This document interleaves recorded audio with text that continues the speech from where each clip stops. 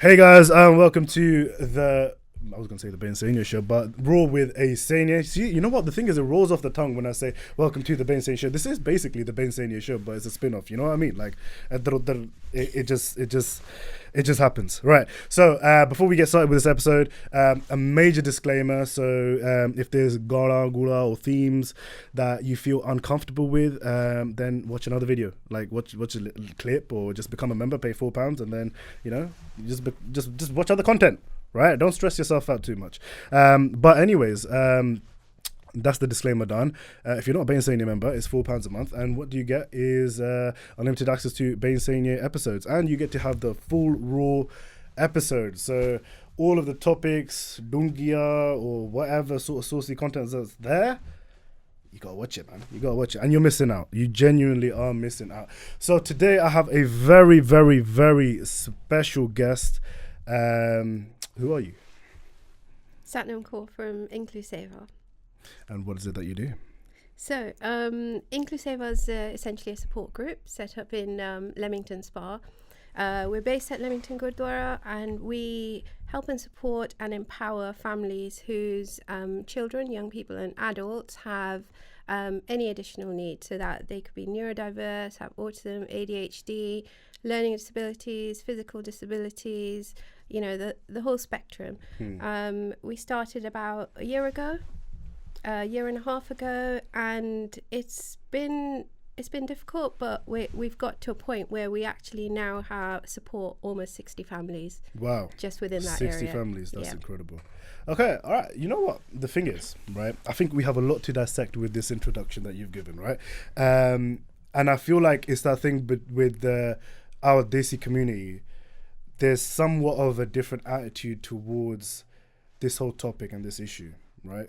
So what are the struggles that you guys as a charitable organization have had to face with this attitude of South Asian community? Well, each of us who are on the steering group, we're 6 families. Each of us have a child or young person with a disability, and we have actually faced these issues ourselves, so stigma, shame, people whispering behind your back, unable to go to certain places because your child won't behave as per normal, accessibility issues, struggles with school, getting them into school, getting EHCPs, generally just finding that other support where you find your community, where people understand you and where you're coming from. And that's what we wanted to create in Incluseva. And I think we really have done that now, because families say they found their community. So they actually come together at our events, and they can talk without any judgment. Their children can play. There's a safe space for them to play. Nobody's going to judge them for running around, making noise, not being able to sit, concentrate. And, I think we need to, as a community, have these conversations more. Disability is not something to be ashamed of. It's not something we shouldn't talk about. It's not something that you need to stare at someone about, just because they may look a little different or act a little different, and as the core group of families in the steering group, we all went through this.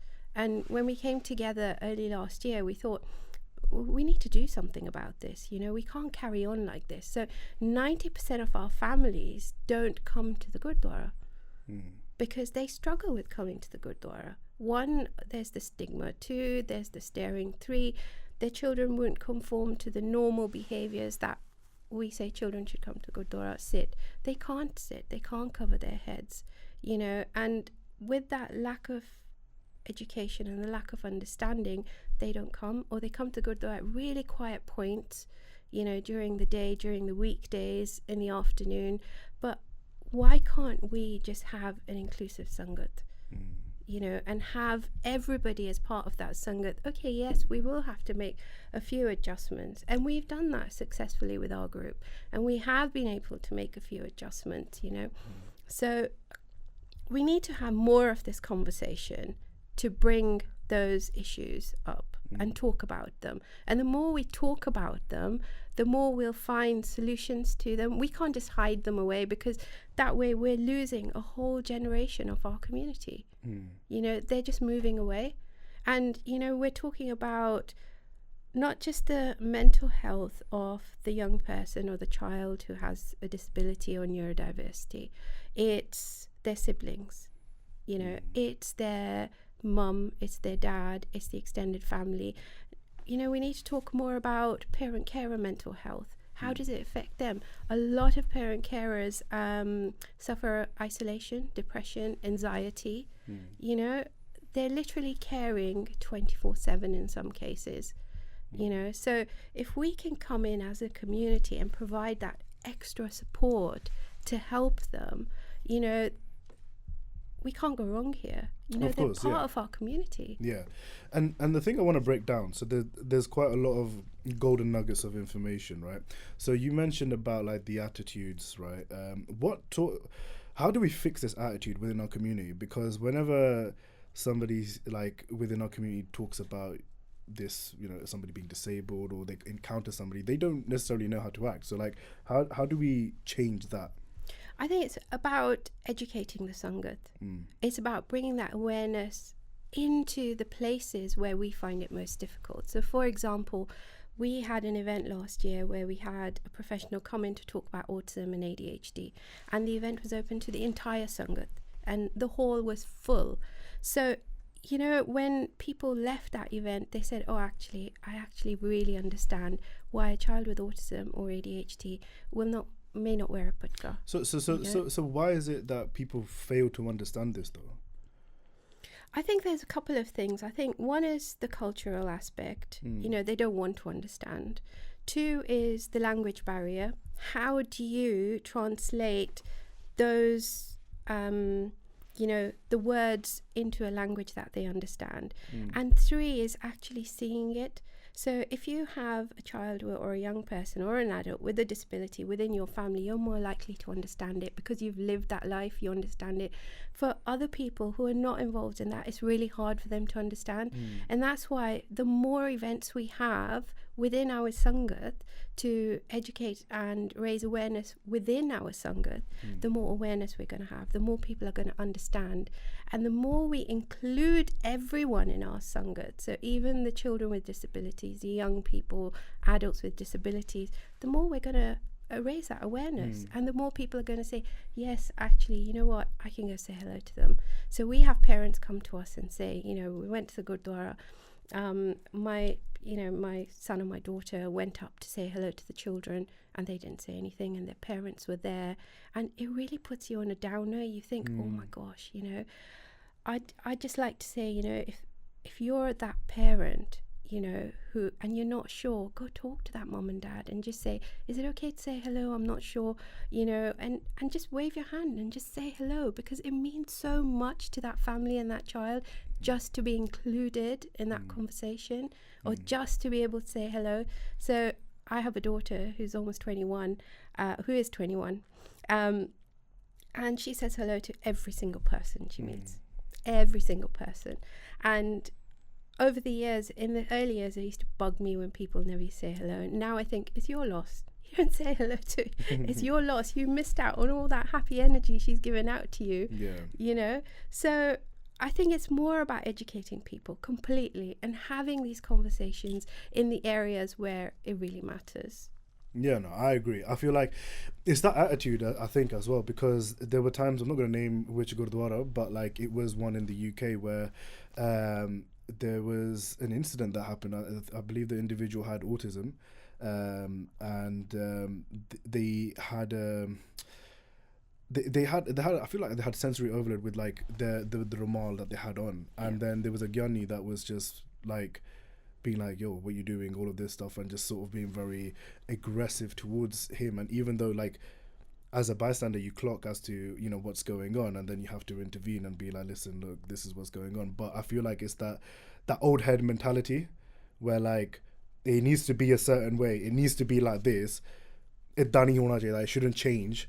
And it's like, actually, hang on a second, you need to step back from, I wouldn't necessarily class it as ego, right? But it kind of is a bit of ego, right? Where you just have to sort of like step back a bit and understand what's going on and how can you make that situation better. So my question to you is about how do gurdwaras go about this then? How do temples, not just the gurdwara itself, but like places of worship, go about this and make it accessible for people who have disabilities or difficulties?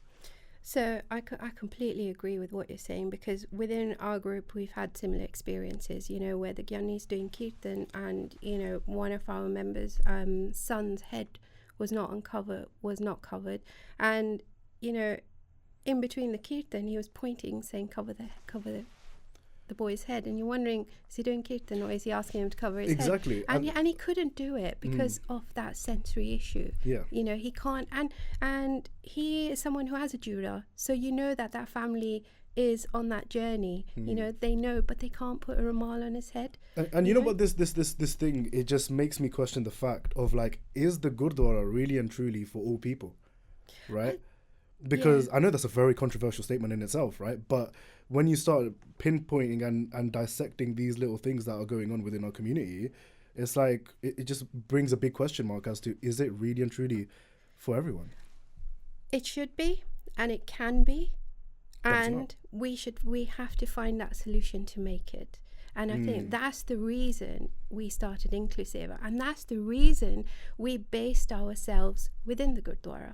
You know, so we, and I think the answer to that question, when you asked what can we do and how should we do it, is running awareness and education sessions right from the top down. Okay. So for the Granthi Sahibs, for the management committee, for the Sevadars, and having mental health first aiders in each Gurdwara, and named mental health first aiders. The reason for that is, if Granthi Sahib's in the Bar Sahib upstairs, you know, and a child, you know, a family's finding it really difficult, a Sevadar can come to that family and say, look, do you need a quiet space? We have a quiet space in the Gurdwara, because sometimes sensory overload is too much for the children. And then families get stuck, because if your child's lying on the floor, it's really sometimes difficult to physically pick them up. So if you have that awareness and you have that training put in, and, you know, the management knows, the Granthi Sahibs know, the Sevadars in the Gurdwara know, they can then help. Or if we have mental health first aiders or disability awareness Sevadars within the Gurdwara, they can say, hold on, I know exactly who can help you, and get those people. You know, that way we can make the Gurdwara inclusive for everybody. And that is our aim. That's our aim. So we could have started Incluseva anywhere in town, but our intention was that we go to Gurdwara for everything. You know, Waheguru is our spirit, is our spiritual home. For everything we go, we listen to Path, we lay everything bare in front of Guru Sahib. So why can't we support these families within that environment? So if they do have an issue, or they do have anything to do with school, to do with family, to do with friends, the Gurdwara is your one-stop shop in a way.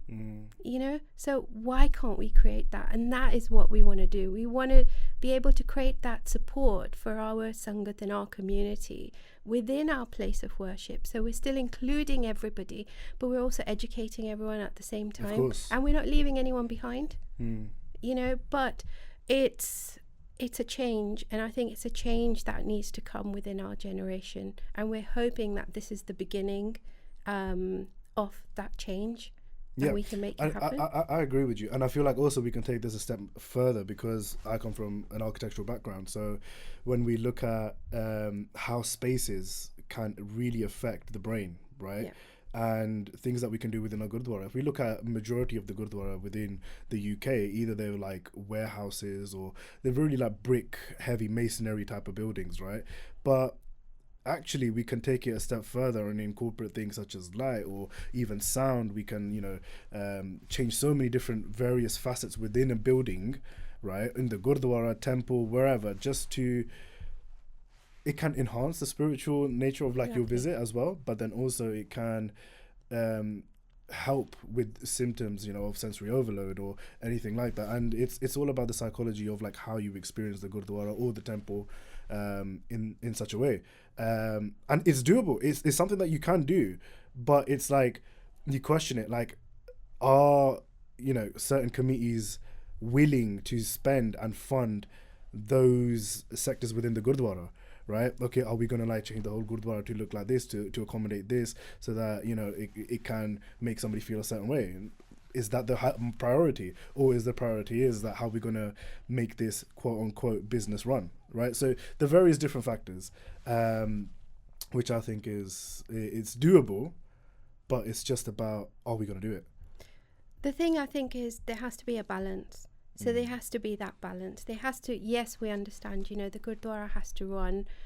You have to be able to run the Gurdwara in a certain way. However, if the needs of the Sangat are such, you know, that you're finding that your Sangat is, you know, they're saying it's too busy in the Gurdwara, can we create that quiet space somewhere? You know, is your Gurdwara accessible as well? So the area we live in, our local Gurdwara is not yet accessible. However, maybe in the future. So that makes us look for the most accessible Gurdwara. You know, so have you got lifts? Are they working? You know, the most important thing. How accessible is the Langar Hall? So one of the major things we've had is our families find it really difficult during Gurpurb. When they come to Gurdwara, it's full. One, there's no parking, because everyone with expensive cars wants parking, disabled parking. And this is a pet peeve of mine, because it really gets to me, because what about those families who desperately need those disabled parking? So just be a little bit mindful of who uses disabled parkings. Only use it if you really have a blue badge and you really need to. One, that can turn families off straight away. Can't get accessible parking, you go back home. Two, walking into the Gurdwara is completely full. If we have either a time during Gurpurbs where families can come, where it's a bit quiet, or if Gurdwaras have the facility to be able to open up a second hall, or the bar hall, or a second Langar hall, a smaller one, where families can go in and there isn't that sensory overload, there isn't a line. 99% of our children will not be able to stand in the line to have Langar. And that stops 99.9% of us being there, you know, on that day. My daughter has a big electric wheelchair. It's sometimes impossible. Yeah, the wheelchairs can be really heavy as well. You know, exactly. Yeah. You know, so, and she's not going to queue. And if I'm there with her, I can't leave her and then go and queue. So this is why I'm saying, if we have that support put in place, where we have these sevadars who can pinpoint, oh yeah, this family's having a bit of trouble, or this adult's having a bit of trouble, how can I go and help them? Can we go seat them somewhere on one side of the hallway, it's a bit quieter, and then either sit with the young person or the child so that the family can go put Langar, or bring the Langar to them in their plates. Just small adjustments like this makes such a big difference, you know. And that point about architecture is really right as well. Can we make our Gurdwaras as simple as possible? So when you walk in, it's just a calm space. You know, as you said, it enhances that spiritual journey as well. When you walk in, and just makes it easier. So we're having a lot more diagnosis for autism and ADHD, you know, than we have in the past. So within our Sangat, we are going to have that higher percentage of people who do have sensory overload, who will, as soon as walking into a crowded place, will not be able to handle it. But we can't turn them away. We need to start thinking now, how are we going to adjust? How are we going to make those adjustments? You know, and this is really the kind of work we're doing, you know, running our events. So we run chat and play sessions for families. Okay. In the Gurdwara halls downstairs. We're very lucky in Leamington Gurdwara that the community centre is just within the Gurdwara space, and they've got a brilliant hall, carpeted. Children can come run around, and we've got a whole load of sensory toys that we put out for them, or we get a provider in to come and provide that, or we get a professional in to talk about EHCPs or speech therapy, you know, so that families are getting something out of our sessions as well, but at the same time being able to sit and have a cup of jar with another mum and just someone who understands what you're going through, who understands what you've gone through just to get there on that day as well. Because it becomes somewhat of a support factor for the parents as well, and family members, whoever joins, so that they can talk, and it becomes a communal thing. And I genuinely believe that it is an amazing thing that you guys are doing by creating these sort of events and essentially letting people know what's up, right? Because this is a reality, right? Like it's not all sunshine and like Teletubbies, like opening scene and all of that, right? It's really not. And there are days where people actually genuinely go through it, and I'm sure you've had numerous days of that. So just to go on to that, like, what is the reality of it? Like, how hard can it get? Super difficult. I mean, if you have a child who needs one-to-one support, that's 24/7. That's your reality. When you have a child with additional needs, it's almost like your heart living outside you. You have a child who may not be able to communicate properly. They're going off school and you're thinking, oh my gosh, what kind of day are they going to have? The only communication you get back at the end of the day is the few lines in the communication diary to say, oh, they did this, that and the other. They can't come home and tell you, like your other children will, and say, oh, Mama did this today, I did this, I made this friend. You don't get that back. And also your mind is going 24/7. Literally, when you go to bed, you're like, I'm going to have to get up at 5:30. I'm going to have to get breakfast ready. If you've got other children, at the same time, you're coordinating them getting ready for school or whatever their activities are. And then the rest of the family, a lot of our families live within extended families, and that brings its own complexities in. So dealing with that, and then also on top of that, dealing with your child, and then dealing with everyone's perception of how you look after your child as well. So the way I like to put it always is, if we look at a stress bucket, everyone has stress at different times of their lives, and it's up, down, up, down. So in addition to all your life stresses, carers, parent carers, sibling carers always have an extra bit of stress on top of that, so, and that can go up and down on a daily basis, literally, so one thing sparks off, transport didn't turn up, turns your whole day upside down. You have to get your child to school, get them back again. Your PA didn't turn up to look after your child, that's it, you can't go into work that day. And a lot of our parents work as well, so they balance working, home, and that 24/7 care for their child. So we have some families where the dads work during the day, mums work in the evening, and they swap care for their child, and their child needs that 24/7 care. And they're literally at breaking point, some of them. And as we know, councils don't have that kind of money that they used to have to be able to provide short breaks, to be able to provide direct payments like they should. So that's such a big difficulty for our families, is how do you know what support's out there? How do I apply for it? How do you apply for DLA? The forms are like 30 pages thick. And then so to break down the DLA, what's the disability living allowance for anyone who has a disability who's under 16 now it is. And then once you're over 16, it's personal independence payments, PIP. So with DLA, you're filling those forms out on a regular basis. If you get it for 2 years, 2 years later you're filling them out again. And ask any family who fills them out, that is like a 6-month job. No. Literally, not joking. So, there's so many stresses from getting your child's diagnosis. If you're lucky to get one, CAMS has a waiting list of over 6 years in some counties now. So, if you're waiting for that, 6 years. So you have to go private, and if you don't go private, you can't wait for that disaster to happen, So the reality is, and I think people have this perception that when you have a child or a young person with a disability, that money just falls. You get the benefits, wow, that's it. The reality is so different. It's so different because, one, you're struggling to work. You're lucky if you can find an employer who, at the drop of the hat, will give you that time off if your PA doesn't turn up, if your child's not well enough to go to school and you can't send them in, you know.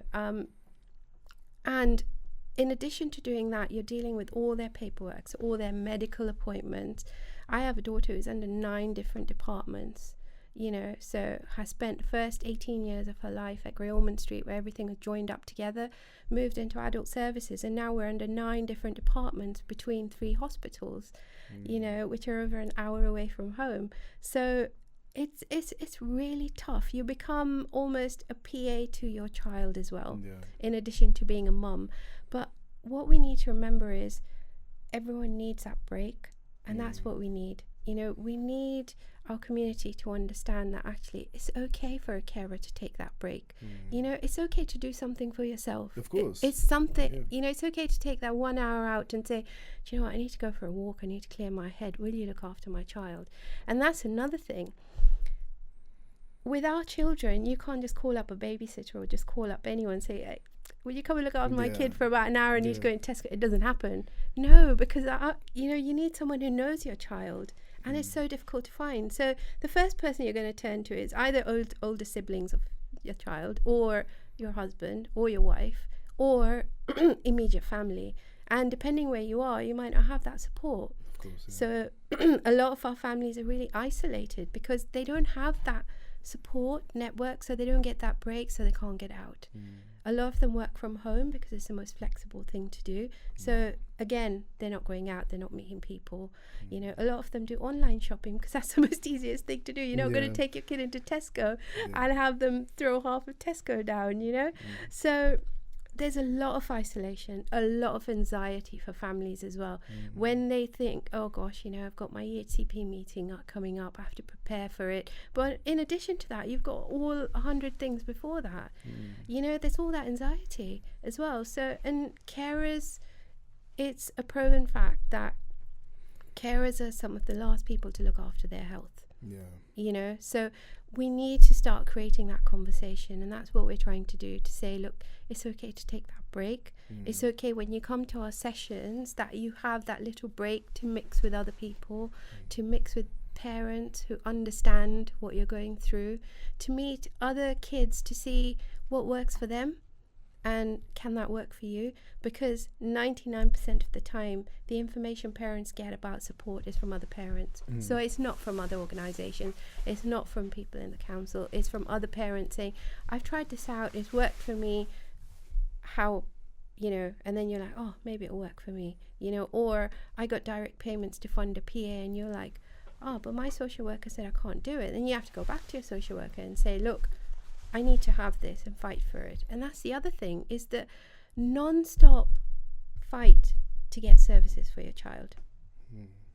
You know, on everything, whether it's your DLA, whether you've been refused, go to tribunal, whether it's education, getting into the right provision, the right school, you're still going to tribunal, whether it's getting the right diagnosis and fighting for that diagnosis. So we know that children with autism, it's really difficult to get a diagnosis before a certain age.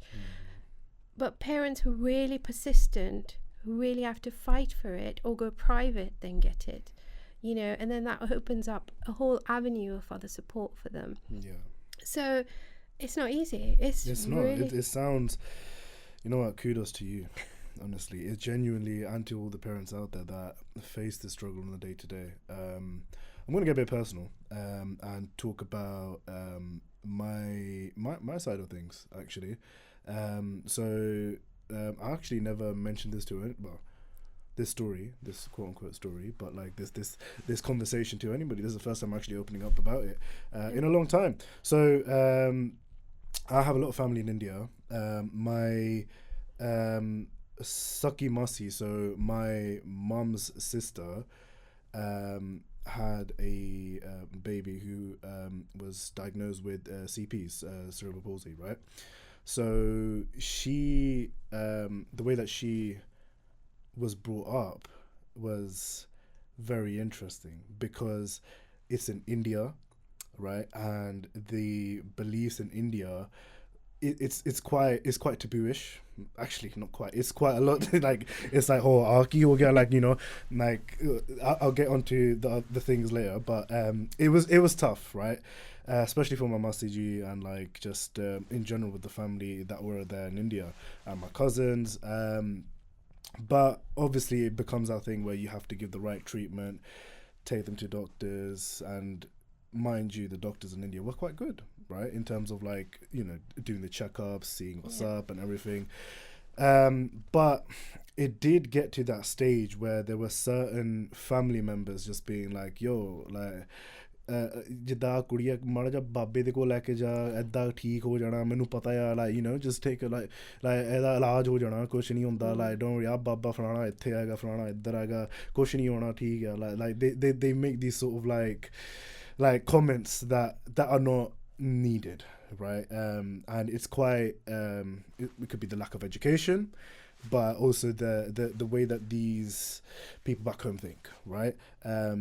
And essentially it was tough, obviously, her growing up, and unfortunately she's passed away. It's been 10 years. But it's always been a good memory with the type of love that, you know, she gave to everybody and joy. And it's that thing of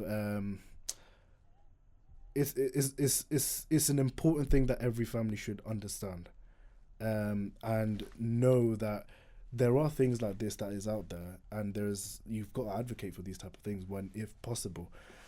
So for me, like 100% understand of like, you know, times where you have to wake up at odd hours to help them out, take them to the doctors, to hospital, to other places, and check up on them, and it does get tough.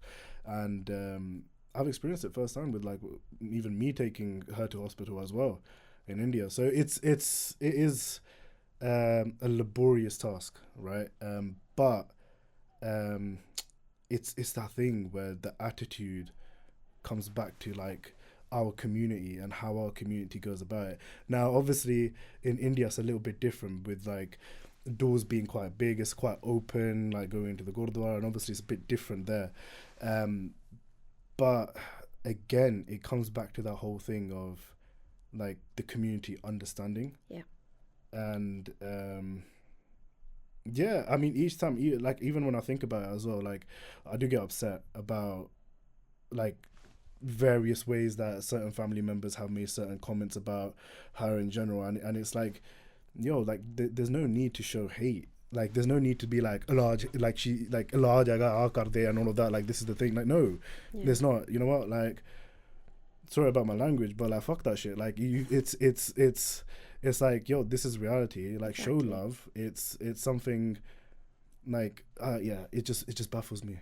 But you know, it happens here as well. Yeah. It's not just there. Yeah. It happens here, and the thing is that I faced kind of similar issues 20 years ago, 21 years ago when my daughter was born, and it really breaks my heart to see that families now in 2024 still facing comments like that.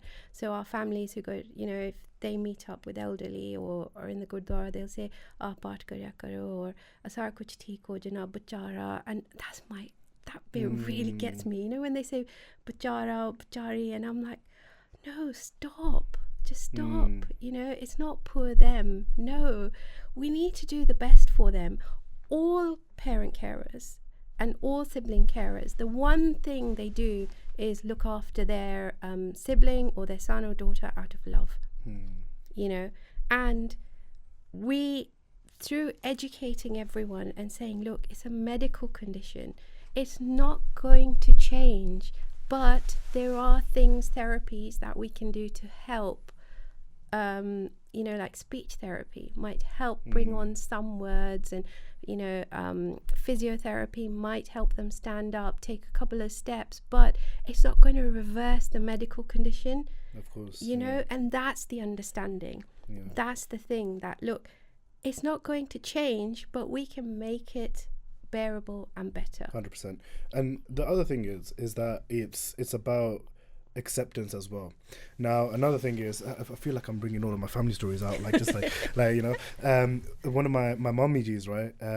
Quite early on, we as a collective family were like, you know, get your munda checked out, right? In terms of he could have ADHD or something like that, right? Mommy G was like, nah, I'm not doing it. Like, fuck this shit. Like, right? But eventually down the line, like, she started clocking on that, like, actually, hang on a second. Like, there is something going on, right? Check it on up, innit, right? So actually, he did come out to have ADHD. So it's that thing where it's like, you need to have this acceptance. Like, go check and see what's up. So, I think it all comes back to the same thing, you know. We keep coming back to the same thing. One is that fear, and that's the biggest thing. That, oh no, you know what? Maybe they can see something wrong, but it's that fear that it will be confirmed that, oh no, yeah, something is wrong. However, I keep coming back to it and saying, the more we talk about these things at a level, so we talk about domestic violence, we talk about alcohol addiction, we talk about mental health for everyone, we need to be talking about disability awareness, carer mental health at that level as well. And the more we have those conversations, the more families will look and say, if they feel that something's not right, they'll then have the confidence to say, actually, you know what, they've been talking about this a lot. I've heard it on the radio, I've heard it on social media, heard it in the Gurdwara. I'm going to go get it checked out. Or I know who to talk to, and they might help me. You know, that's the thing. And I think the more we talk about it, the more we bring it up, the more we say, there's nothing to be ashamed of. There's no stigma here. Let's move forward, you know, and not backwards.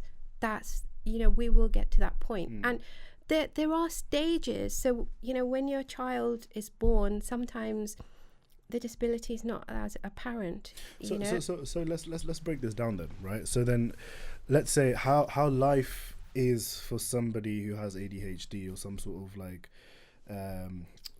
within that realm. Like what how is life like for them? Do you mean the person for the or person, the family? the person itself, like ADHD, if they're. Do you know, to be honest, I don't have the direct experience of ADHD. But I can tell you about someone with learning disabilities. Okay, let's break that down because as far as I know, like the way that we've gone with this conversation is that we know about the organisation itself. We know about the carer side. Now about the person who about the young has person. So we need to look at that young person. Child, young person or adult has the same feelings all of us do. They all want to be accepted. They want to be part of it. When I look at my daughter, she wants to be part of every single thing. She wants to sit there with us. She wants to laugh with us. You know, she wants to go shopping with us. She wants to go everywhere and do everything, and has learned to do it. And we are really thick-skinned. I take her everywhere. If I can't take her somewhere, I don't go. You know, they go through so much. When you look at the medical interventions they go through, you know, the surgeries. My daughter's had 18 surgeries, you know, including kidney transplant, open heart surgery. She's had spinal fusion, you know. So you look at that resilience they have to go through all that and still come out smiling. And you look at her now and you will never think she's gone through so much. Absolute warrior. You know, and exactly. And it's that Jardikala spirit. That's what I see in her. And that's what spurs us on to say, we're going to do the best we can for her to reach that potential that she can reach. And it's the same for each and every family. So someone with autism and ADHD, they're in that situation where, let's say they go into, you know, a hall which is really loads of people, there's so much stimulation, they can't regulate it, they can't understand it, and everything gets too much for them, and they just have a meltdown, literally, because they can't cope with it. You know, however, it's for us then to recognize that they're reaching that situation. We need to move them out of this. We need to see what helps them regulate back and deal with those emotions and come back to that point, you know. Makes sense. So in terms of Incluseva, where does the origins come from? What sparked the idea? Obviously it's within a certain Gurdwara. So how did the Incluseva start? Well, we have a wellbeing team at the Gurdwara, and they put on a mental health Akhand Path last year, and they had events for a few days. Loads of different organisations came in, and Autism Awareness Day was about a week after, so they had someone just come and talk about autism, and that's where all of us were. And during that session, we were sitting there, all of us families, and we were thinking, why aren't we doing this in the Gurdwara? You know, this is such a brilliant idea. You know, why aren't we having these conversations here? And that is what sparked Incluseva. That's where we started from.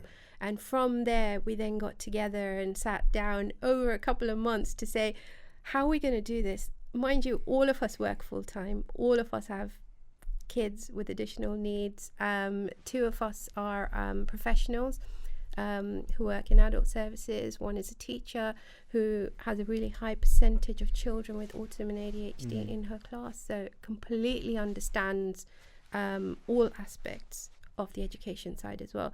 And we came together, and within our own time, we funded everything ourselves over the last couple of years. We've had a £1,200 grant that we applied for, where we've managed to buy some toys and equipment that we needed, you know, but that's all. We've literally funded everything ourselves, and we've come to a point now where we're thinking, what's the next step? And our natural progression of the next step is become a charity, so that we can apply for funding to be able to run these sessions. So for us, it's being able to run more purposeful sessions for families, where we can bring in professionals, where we can pay professionals to come in. So at the moment, we've run 4 sessions, massive ones, where they're whole day sessions, and we've brought in various organisations within Warwickshire. We've brought the Parent Care Forum in, Family Information Services, Adult Services, speech therapists, specialists on EHCPs to come in and run workshops with our families. So we've had workshops run on EHCP, speech therapy, occupational therapy with the Parent Care Forum, because we feel it's so important for families to feed back. And you know, that's where the change happens within County Council.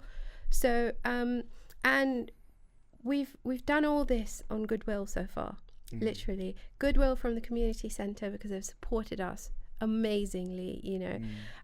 And we've also run special Simran sessions at Leamington Gurdwara for SEND families, and they've been brilliant. And Gursevak Jatha has kindly done all the seva for our sessions and run the Simran sessions, you know. So we're hoping coming up to September, we'll have a whole host of new events starting up, and we also run a monthly chat and play, you know, so that families can come in. And, you know, families are now saying, I found my community, you know, I found that bond, you know, but we've still got so much to do. We've got to raise more awareness about young carers within our communities, because we're having families, you know, coming to us saying, my child's turned 18 and they had left home because they can't cope with it anymore. They can't take it, and they're like, I just need to get out of this situation, you know. However, if we try and put some support into that family, so that that family has that support, maybe the young person won't feel so much pressure. You know, young carers have such a tough time, and I think we don't talk enough about it. We don't talk enough about, okay, when family goes to a Gurdwara or a social event, there's that stigma, isolation. It affects that young person as well. Of course. You know, that, you know, they don't integrate as well into our community. They can't go to Punjabi classes because their family can't get them there, you know, because they've got their other child to look after.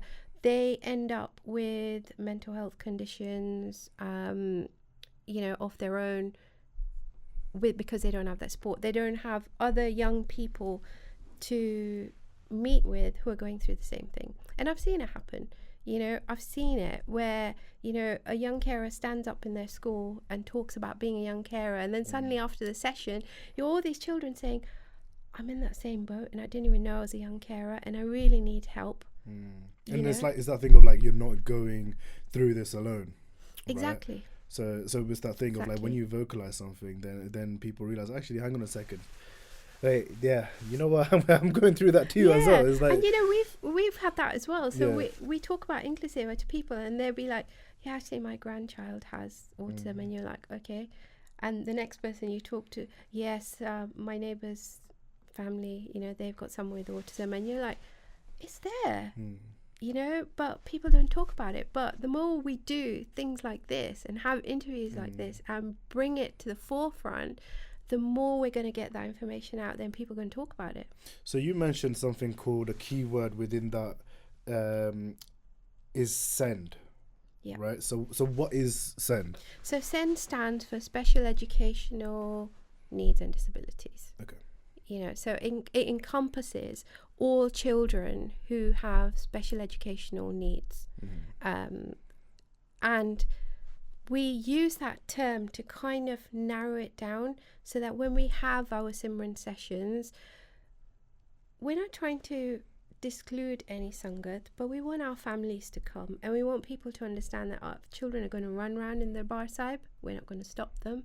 We're just going to let them enjoy the Simran. They're going to go round and round. We'll have a bunch of toys at the back that they can sit and play, but they're still absorbing that Simran.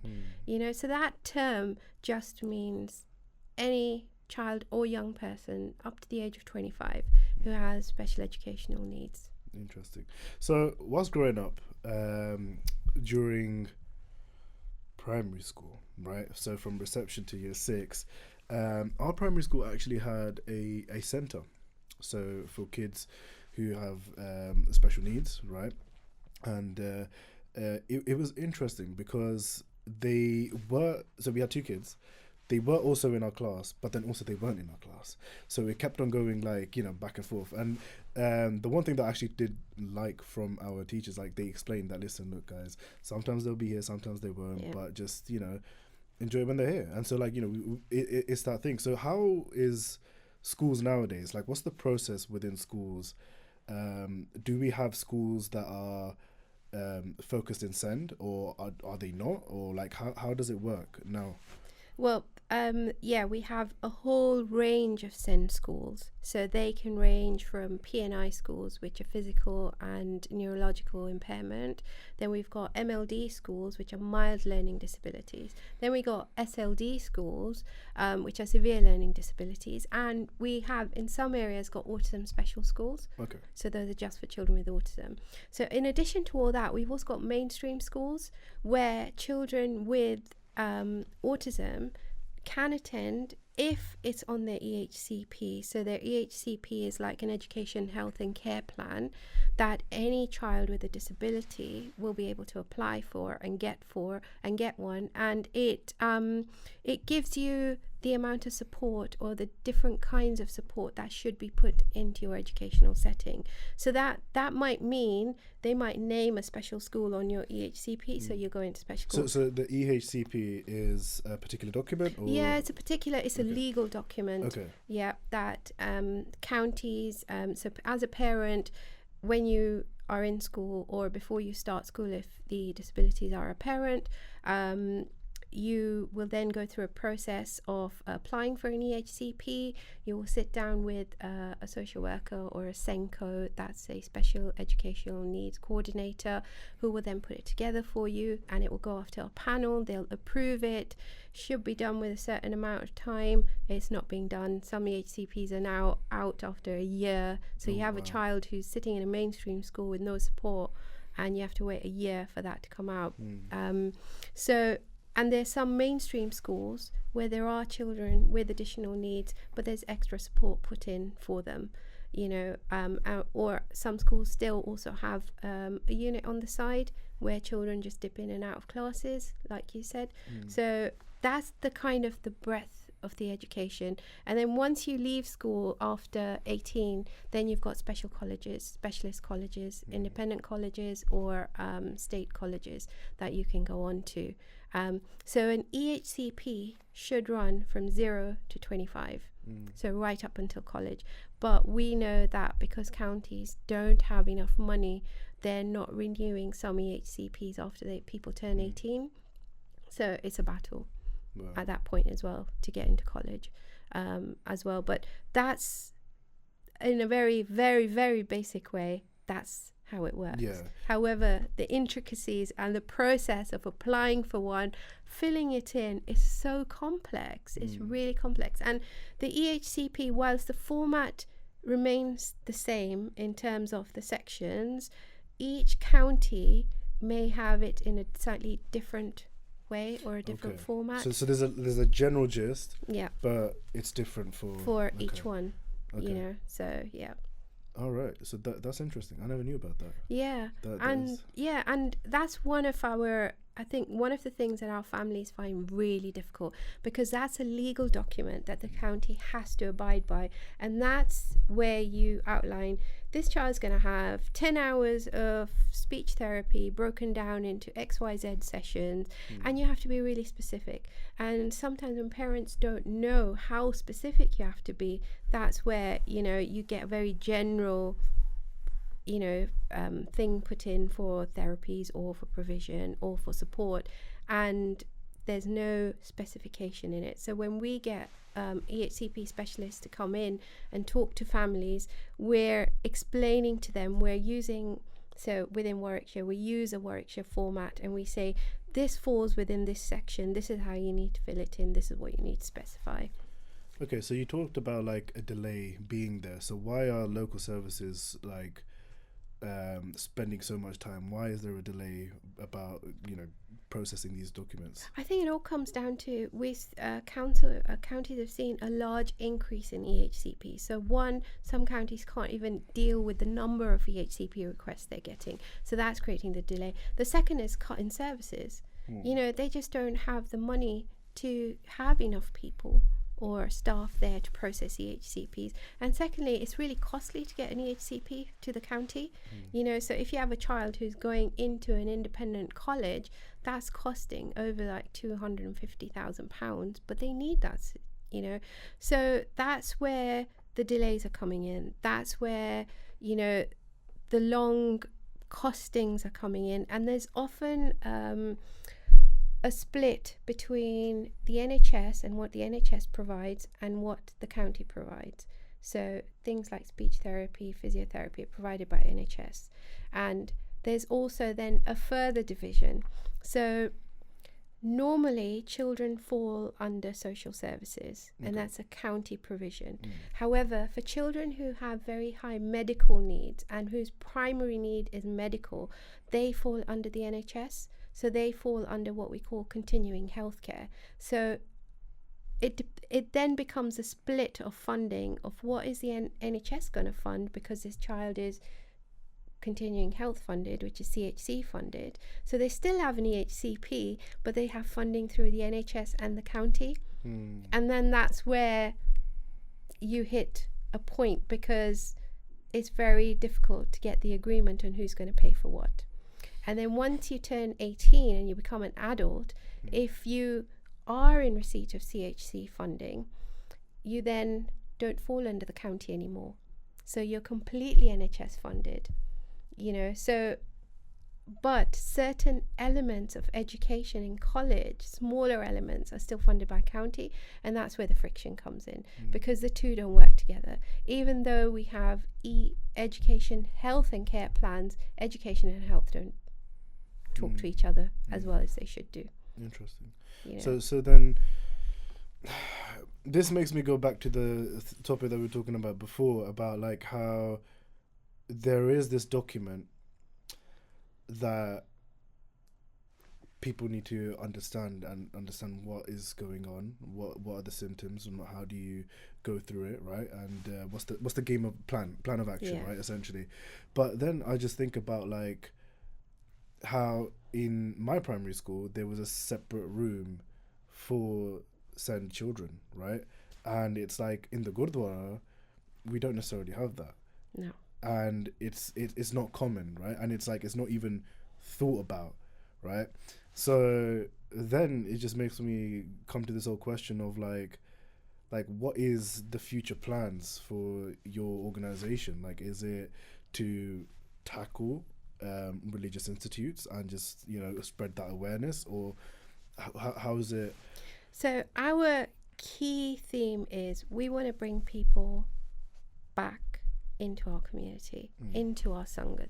Yeah, and by doing that, we want to raise awareness of all disabilities, regardless age-wise, regardless of the disability as well, and raise awareness for the mental health of carers as well, as at the same time. The best way of doing that in our community is to bring that support into our place of worship, so into the Gurdwara. So yes, we would like to work with other Gurdwaras and say, if you'd like us to come in and run awareness sessions for you in Darbar Sahib, in Punjabi, to the Sangat, we're really happy to do that, and we'll do it. We did that with our local Gurdwara as well. They gave us permission to talk in Darbar Sahib over a course of 4 weeks. And we had a 15-minute slot on Sunday as soon as the Hukamnama was done. And it made such a big difference. Such a big difference. We had grandparents coming up to us and saying, I'm so glad you're talking about this because my grandchild is like this and I can't talk to anyone about it. Because their peers and their friends don't understand. So they've got all these feelings inside and they don't have anyone to talk to. We've had families come up to us and say, thank you for talking about this in the Darbar Sahib, because the elders in our family, because they live in an extended family, are stopping them from going for a diagnosis because of that fear. It's like, no, there's nothing wrong, kuch nahi hunda, or jado chota siga udo yada hi si, ikke same ke 2-3 saal nach sara kuch theek ho jana, but it's not going to get better. And school are pushing you to go for a diagnosis, but you can't go because the elders in your family are saying don't go. So you're at that barrier. So being devil's advocate in this, right? So like, let's say there's a Gurdwara committee member or somebody up top, right, saying that you have to follow Rehat Maryada, things have to be done a certain way, right? Why is it that we need to make a change for just a few people, right? How would you answer that? I think you have to look at now, and you have to look at that child, and you have to see, are we going to exclude someone from our Sangat just because, and it's not their fault, it's because of the way their body is wired, the way they've been made, the way Guru Sahib has made them. We can't exclude someone just on that basis. We can't say, oh yeah, this person doesn't understand, this person can't wear a patka, can't wear a chunni, won't be able to do a das, we can't involve. That's not true. Guru Sahib made all of us, Waheguru brought all of us here, so each and every one of us have a role to play in our community. And I think for us, it's so important to look after the people in our community who can't look after themselves, and to bring them within that Sangat.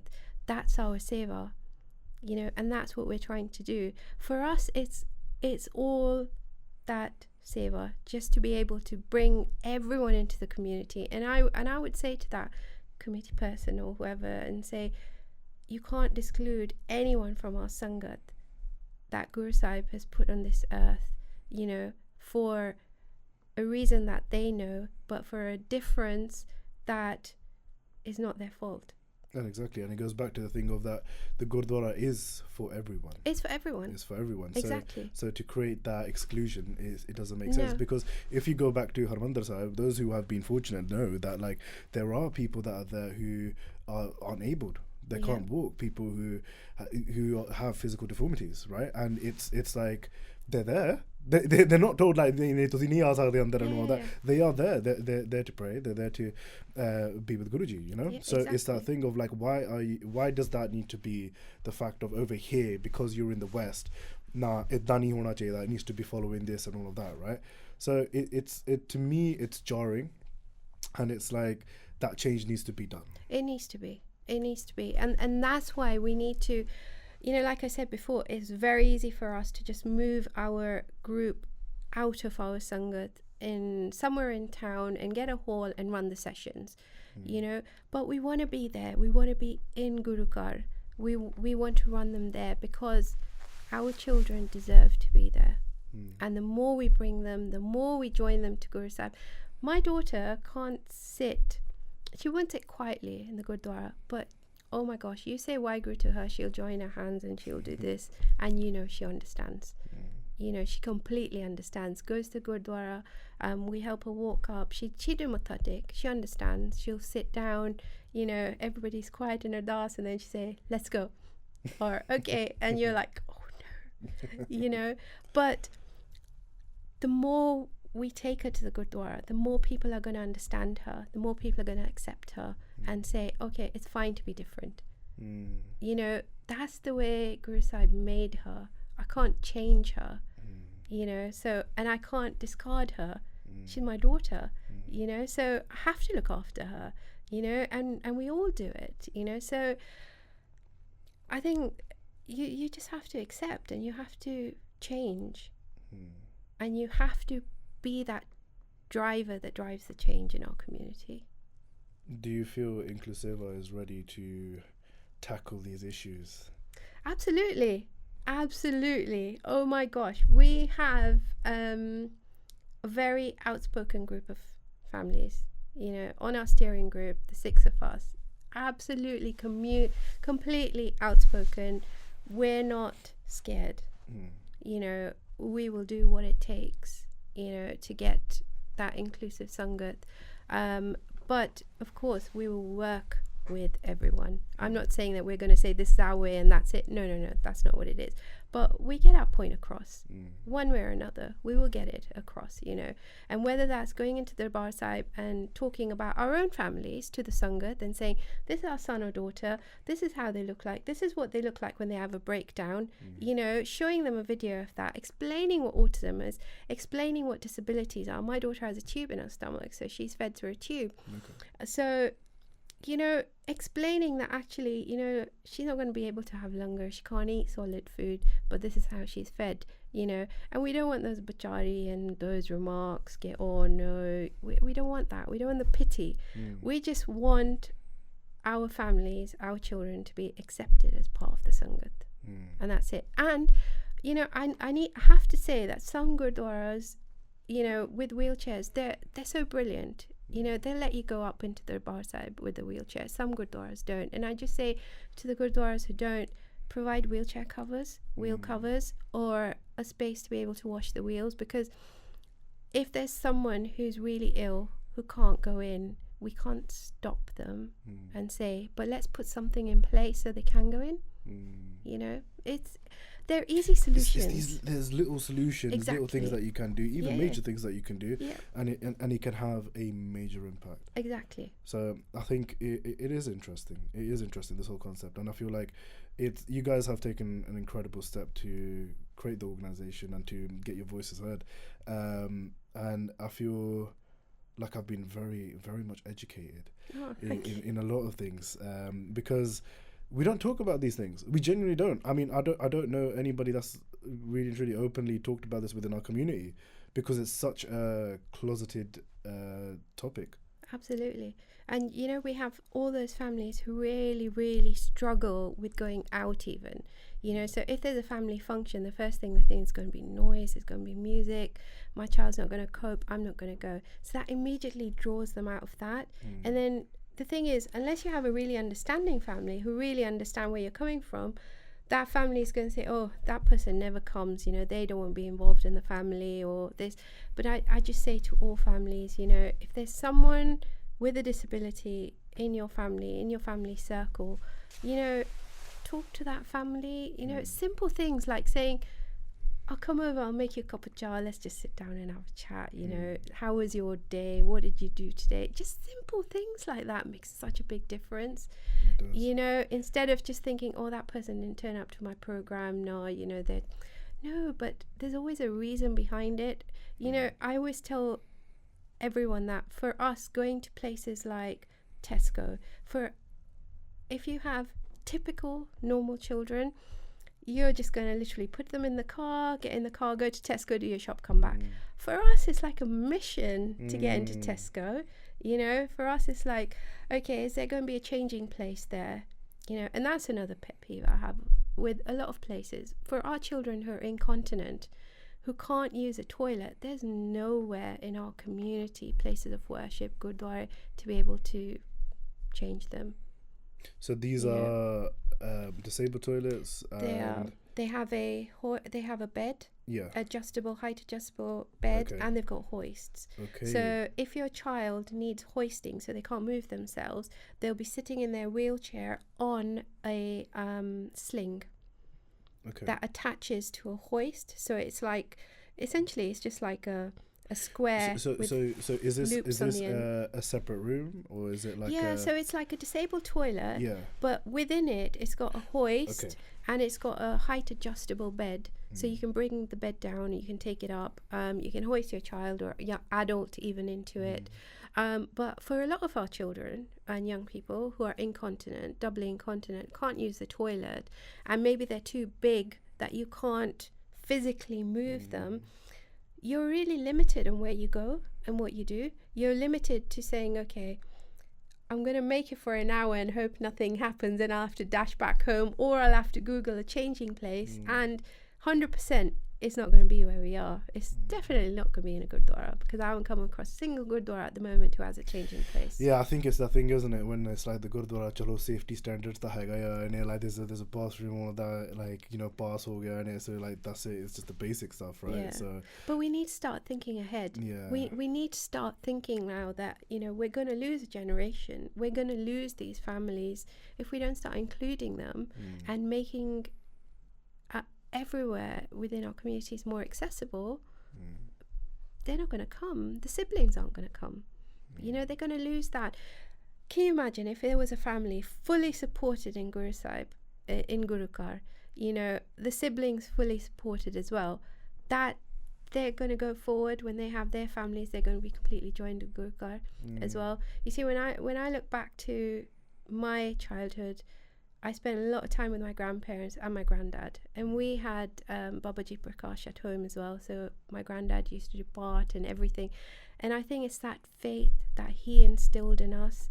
Every Shangrand, he would wait for us upstairs and say, until all the grandchildren are here, I'm not going to finish the Shangrand the part. And he would wait and wait, you know, and then after, and he was so passionate, and he instilled in all of us that faith. And I think that is what has carried us through, you know. And if we can instill the same kind of faith in our generation, in the young carers, in their siblings, in these children who have disabilities, I mean, they have no. When I look at my daughter, she can do no wrong. Do you know what I mean? She can't think in a wrong way. So her thoughts are completely pure. It's just her seva we're doing, literally, you know. And for us to be able to bring that seva into the Gurdwara, to bring her closer to Babaji, I mean, that's the aim of it, isn't it? Yeah. You know, so that's what we're trying to do. And each and every family that you have from Incluseva will say the same thing. So we will talk and get more into this in the second part of the episode, right? But on a last question, what advice would you give me in terms of whatever we've spoken about? By the way, this is a question that I ask all guests, so don't be like, Brett, what's going on here? But yeah, it's I would say, keep having these conversations within your circle. When you go to the Gurdwara that you go to, look out for those families and get involved within the Gurdwara to make a change. I remember so clearly when I had a chat with someone and I was complaining and saying, oh, Gurdwara doesn't have this, and he said to me, Satnam, if that's not there, make that change. You know, let's not complain that other people are not doing it. Why can't we go in and create that change? And that's exactly what's driven me all these years, you know, and that's what's behind Incluseva, behind all of us, the entire steering group, is we want to make that change. So I would say, get in touch with us. Yeah. We'll come in, we'll speak to them in the Gurdwara, we'll speak to them in the community. And, you know, I also need to say, we're not limited to our community. We hold our sessions within our community centre in the Gurdwara, but we're open to all communities. Within our local area, and the same when we set up support groups wherever we're asked to, it will be the same, you know. And that way we bring more people into the Gurdwara. We build those links with our locals, with our counsellors, you know, so when it comes time to apply for funding, they know, Incluseva's doing this. Oh, we've seen it, we've been to their events, they call us, we've seen the difference. Yes, we can give them XYZ amount of funding. to be able to run sessions. We need to build those links with other communities to see, right, what's that community doing and how are they raising awareness? What can we learn from them? I think I will take on board the advice, right? And I will try and implement it within my day-to-days, because I feel like it is important, and it's something, even me thinking about not telling the story about my cousin, like how much of there's so many things you can learn from that. Absolutely. And it took me it's not even something was stopping me from even having that conversation. It's just that I've never had that conversation. Maybe because the family's never had that conversation. Yeah, there has been, there has been, but it's just like as openly, because again, it's that thing of like our community does not talk about these things. Yeah. Right? It's like, that's it. Exactly. It's behind the curtains, exactly. Right? And in good old Aysainye fashion, we like to bring it out forward. So, guys, thank you very much for listening to this episode. This is the part 1. There will be part 2 for our Aysainye members. We will be going a bit. It will be a hot seat essentially for both of us, and we will get into more Dungia conversations. And so if you guys have enjoyed this episode, give us a follow, give Incluseva a follow as well. The description will be in the bio for their accounts, so you can check them out and see the incredible work that these guys do. So on that bombshell, we are